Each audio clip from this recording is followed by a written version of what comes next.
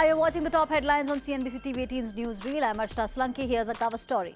The big national headline: landslides, flash floods, waterlogged streets. Heavy rains have thrown life out of gear in large parts of northern India. Over 20 people have lost their lives across states. Himachal Pradesh has been the worst hit. Cloudburst triggered landslides and flash floods in the region. A red alert has been issued in several districts. Mandi and Manali have been badly hit. There has been waterlogging in neighbouring Uttarakhand also. Water levels in several rivers were above the dangerous mark. The weather department has warned further rainfall in North India. 39 NDRF teams have been deployed in Punjab, Uttarakhand, Himachal Pradesh and Haryana. The Supreme Court cannot be used as a platform to escalate tension in Manipur. The Supreme Court said this while making it clear that it cannot take the law and order apparatus in its hand to douse the violence in the state. A bench of Chief Justice D.Y. Chandrachud and Justice P.S. Narasimha said at most the Supreme Court can give directions to the authorities to make the situation better, and for that it needs assistance of different groups and positive suggestions.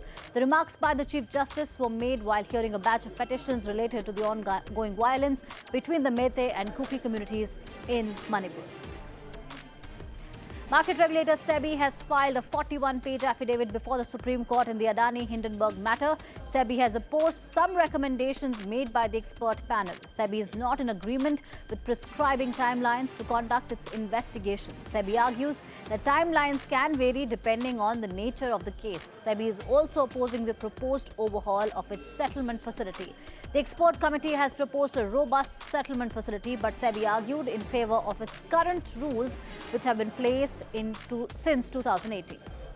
India will become the world's second largest economy by 2075, leaving behind Japan and Germany. This as per Goldman Sachs report.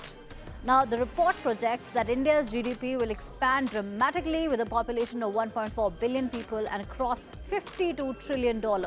It also says that India's progress in innovation and technology, working age population ratio and higher capital investment will drive the economic growth.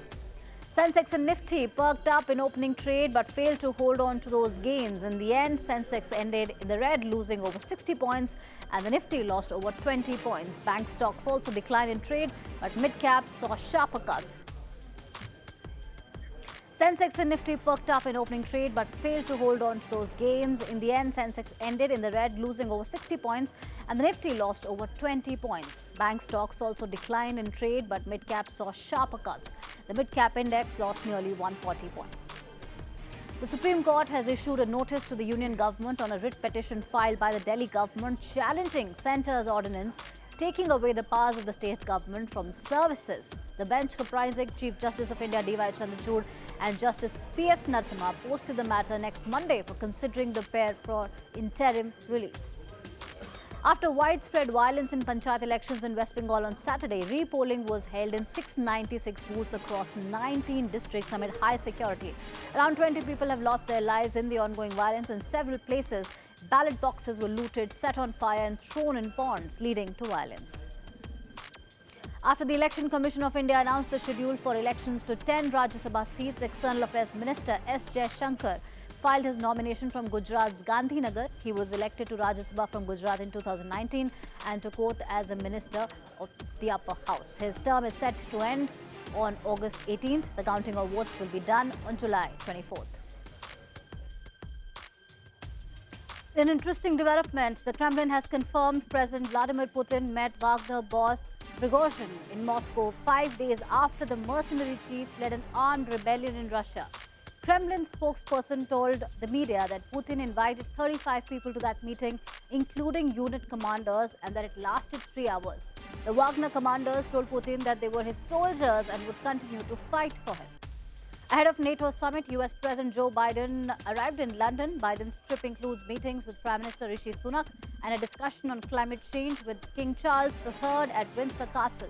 The White House in a statement said that the trip was designed to further strengthen the close relationship between the countries. Hundreds of people marched in South Korea's capital demanding Japan to scrap its plan to release treated wastewater from the damaged Fukushima nuclear power plant into the Pacific Ocean.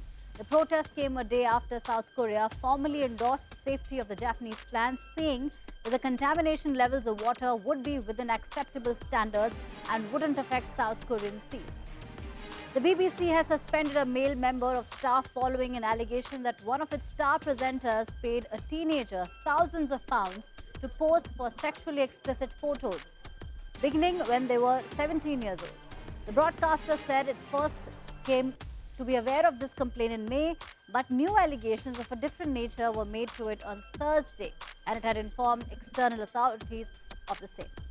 All right, it's time for our moment of the day. A rare snowfall dusted Johannesburg and other high-lying parts of South Africa. We leave you with the visuals. Thank you for watching.